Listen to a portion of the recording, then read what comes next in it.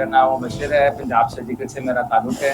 आज शोर welfare foundation की टीम हमारे पास आई थी, छोटी बच्ची के लिए व्हीलचेयर लेने के लिए, डिसेबल के एक नोबल कोज़ के लिए एक व्हीलचेयर लेके जा रहे हैं। अल्लाह ताला इनके लिए आसानियाँ फरमाए और आगे इनको ऐसे ही काम करने की और ज़्यादा मज़ीद ताकत दे, हौसला दे और तरक्कियाँ दें इंशाअल्लाह।